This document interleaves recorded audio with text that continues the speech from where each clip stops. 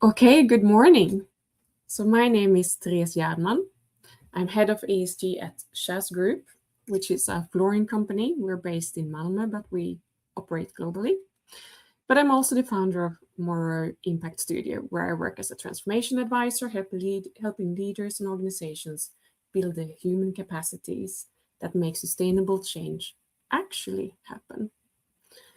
So today I want to talk about something that I think is the missing layer in most sustainability strategies, and why closing that gap may be the most important thing your organization can do before 2030.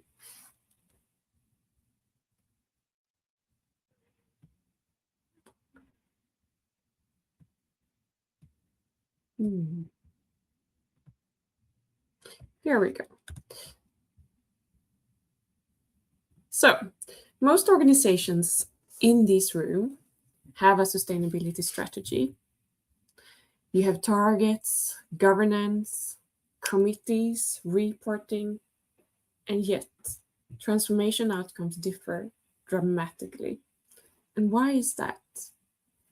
So many of the challenges that we face today, climate change, biodiversity loss, social inequality, are what researchers call adaptive problems. Problems that cannot be solved with technical solutions alone.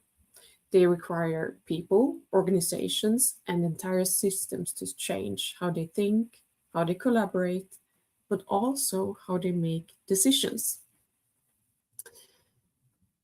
And I would say that we already have many of the technologies, frameworks, and also strategies that we need, yet progress remains slower and more uneven than we would hope for sustainable transformation. And that is because these challenges ask something different from us.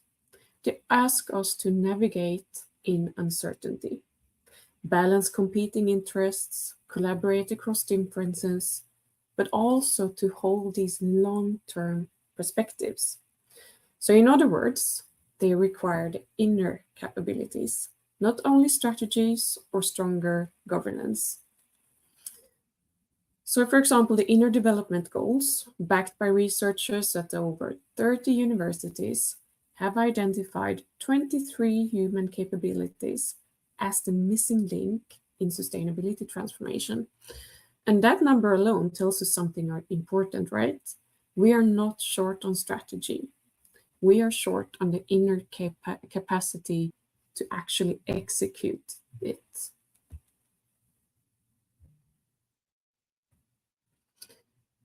So who am I then? This is the realization that has shaped my own work. I come to this from two directions. As head of ESG at Kährs Group, I work with the outer side of sustainability. It's strategy, reporting, governance, targets. And through my own practice, I work as a coach, advisor, yoga and meditation teacher. I work a lot with the inner side, the human capacities that determine whether transformation actually happens. And what I have learned is this: you cannot separate these two. If we want to drive real change, we need leaders and teams who can collaborate across differences, stay grounded in uncertainty, and hold these long-term perspectives. And that is why working with inner sustainability alongside outer sustainability is essential.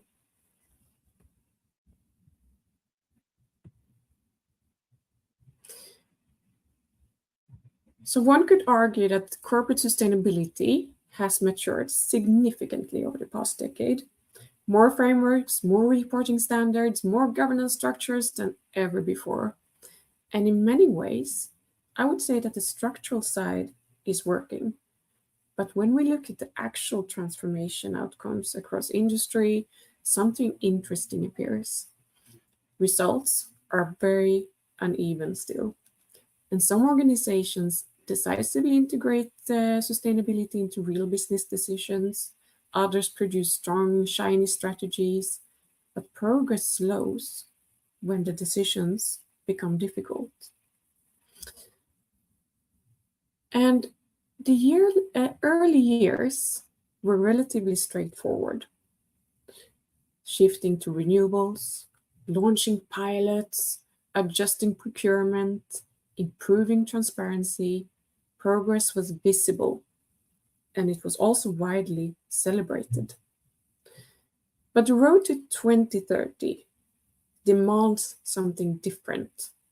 Decisions that may temporarily affect margins, decisions made under uncertainty, decisions that challenge established ways of operating.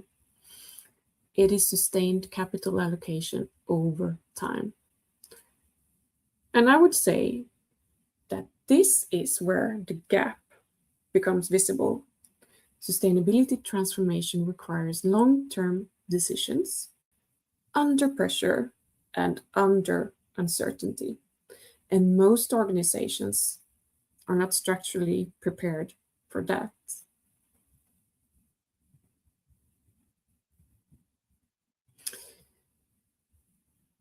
So, if governance and strategy are increasingly in place, what actually determines whether transformation happens or stalls? This is what I call the sustainability transformation paradox. Governance works, reporting is in place, oversight structures have been defined, and yet transformation outcomes remain very uneven. And in some sectors, they're actually quite symbolic. So when sustainability strategies moves from PowerPoint into real life, choices quickly become difficult. A technology supports the climate transition, but it increases short-term costs. An investment strengthens long-term resilience, but it creates uncertainty today. And in those moments, the question is no longer what the strategy says. The question becomes, how well are we able to make decisions under complexity? Ask any leadership team when a sustainability investment comes to the table and the conversation almost returns to the same question. What does this do to next year's margin? How will we earn money on this during next year? That's almost always the conversation that goes on in the leadership teams. And that is where the real tension appeared. Sustainable transformation often requires decisions that increase short-term uncertainty in order to build long-term resilience.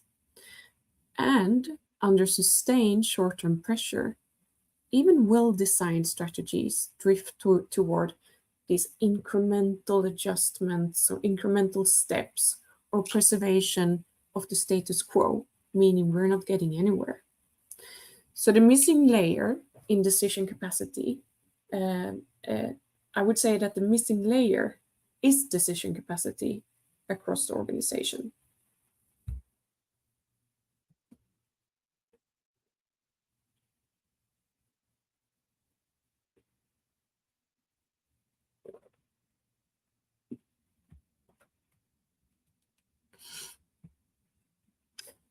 So before I go into what shapes decision quality, I want to say something very important here. These capabilities are not fixed. Research by, for example, Amy Arnstein at Yale shows that stress hormones directly impair prefrontal cortex function, the brain region responsible for long-term planning and complex decision-making. But, and this is very important, the ability to hold ambiguity, integrate multiple perspectives, and maintain a long-term orientation can be intentionally strengthened. This is developable. In every leader, in every team, it is possible to develop these capabilities. So what actually shapes decision quality inside organizations then? It's three factors that consistently determine it. It's first, the cognitive capacity, the ability to hold complexity and resist this short-term bias. It is not fixed, it's also developable. And then the second one is psychological safety.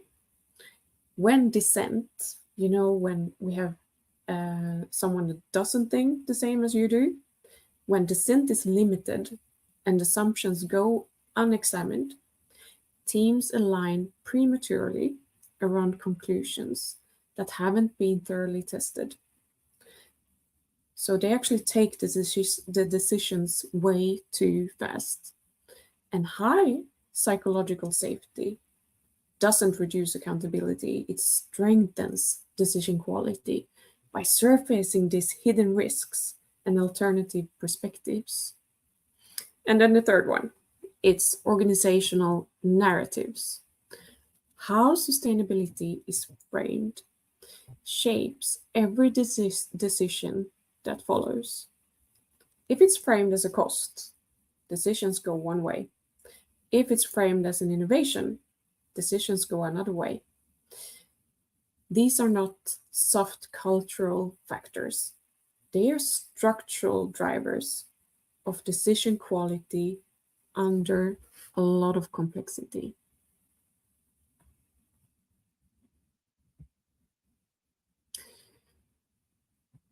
So, how do we then think of this as a system? At the center, you have the decision capacity, the quality of decisions under this immense complexity. And this is the foundation that everything else rests on. Because, if we have better decision capacity, we're also able to drive sustainable transformation in a better way. We're able to take those really hard decisions. That's long-term, not short-term. So that's in the core, decision capacity. Then around it, we have the 4D leadership. And what is that? 4D leadership is to think about the short-term strategies, long-term strategies. It's about thinking about how we collaborate together, but also how am I as a person feeling? How am I developing and working together with others? How am I looking into how I can be a better person every day? So these four together becomes the 4D leadership. So you can't, as a leader, just think about the short-term gains or only think about the strategies all the time. You need to be into the we. How do we collaborate together? How do we create psychological safety? How do we have great teams? But also, who am I as a leader? Who am I as a person? How do I cultivate these inner development? How do I feel good as a person? Because if I feel good, if I have space in my brain, I also show up as a better person. Then we have the ring outside of that, which is the inner development. It's those deeper practices that build the capabilities over time. So exercising the capabilities and really expanding them within oneself. So here we have a focus on being, thinking, collaborating, acting, and relating. And these capabilities are the ones researchers found is the ones we need to develop in order to be able to drive sustainable transformation in our complex world.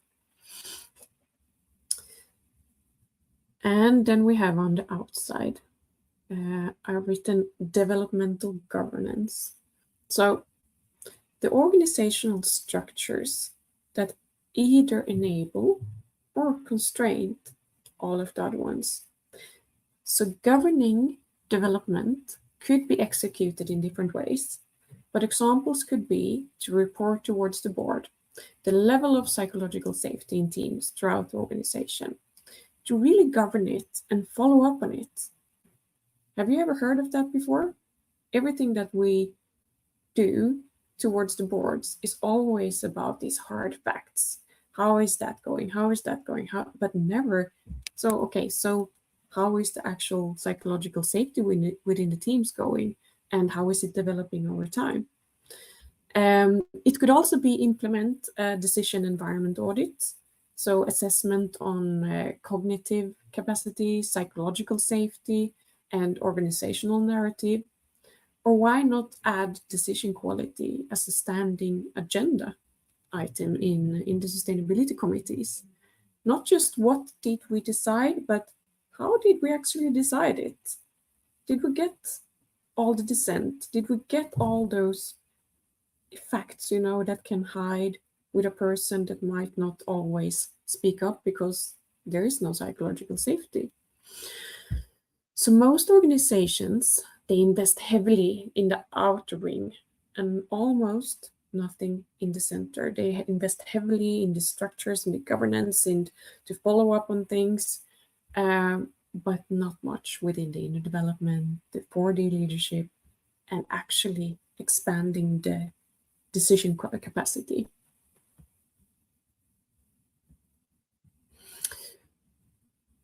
So your employees are the ultimate transformation catalyst. And this brings me to the heart of what I really want to share today. Your employees are not just implementing your sustainability strategy. They're shaping the decisions that determine whether transformation actually happens. They play 3 roles that are often very invisible within an organization. They take the micro decisions, thousands of daily choices, procurement, design, operations, trade-offs, aggregate into your sustainability outcomes. Every person in your organization is making sustainability decisions, whether you framed it that way or not. And then challenging assumptions. Employees surface risks and blind spots that leadership cannot always see. When psychological safety exists, dissent strengthens strategy rather than threatening it. Those uncomfortable truths need to come up from the people who actually have the knowledge and the specialist knowledge within their own areas. And then we have interpreting sustainability. How your employees understand and talk about sustainability within the organization determines the decisions they make at every level, every day. So your employees are the ultimate transformation catalyst, not because they follow the strategy, but because they are deciding it every single day. So, let me give you a concrete example first of what organizations can do. So at Kährs Group, we have been working to integrate decision capacity into how we lead sustainability through bringing inner development into management team meetings and running internal team development programs globally, shifting the focus from short-term deliveries to personal development and collaboration. And what we've seen is greater self-awareness, systems thinking, and collaboration. And I would also say how they talk about sustainability within the organization has shifted a lot these last years. And that experience shapes these 3 starting points that I will talk about. So first, measure decision quality, not just outcomes. Psychological safety scores, how people experience the decision environment, are leading indicators of sustainability execution. If people don't feel safe to challenge decisions, your strategy is at a risk. before it even reaches the boardroom. For example, Google's project Aristotle found that psychological safety was the single strongest predictor of team performance across 180 teams, stronger than individual talent, structure, or resources. And second, design for dissent. So create structures where minority views reach decision makers, not to slow things down, but to catch the risks that consensus hides. And the third one, I would say, is audit your narrative. How is sustainability talked about in your organization right now? Is it talked about as a cost, as compliance? Is it innovation? The answer shapes every decision downstream.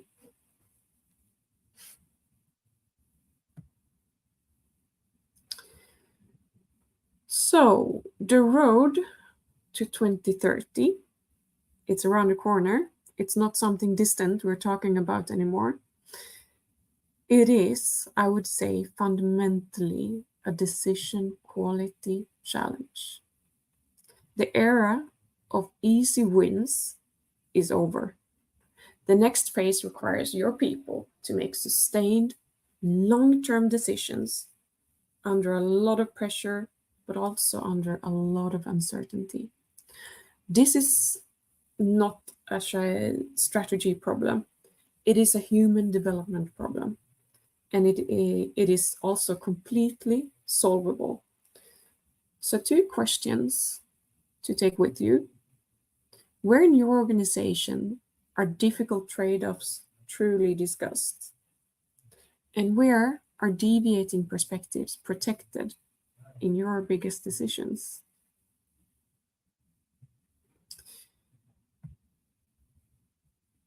So over the past decade, organizations have built stronger, shiny strategies and governance structures. But transformation ultimately happens somewhere much simpler, in the decisions people make every day. And those decisions are shaped by something much deeper, the human capacities that we bring into leadership, the quality of conversations we create in organizations, and the governance systems that support long-term thinking, not just short-term thinking. So when these elements reinforce each other, organizations build something very powerful, the capacity to make better decisions under complexity. And that is what ultimately enables sustainable impact, because sustainable transformation is not only about what organizations decide to do, it is how they develop the capacity to decide, to be able to take those hard decisions, to take those long-term decisions that are not the easiest way out, you know?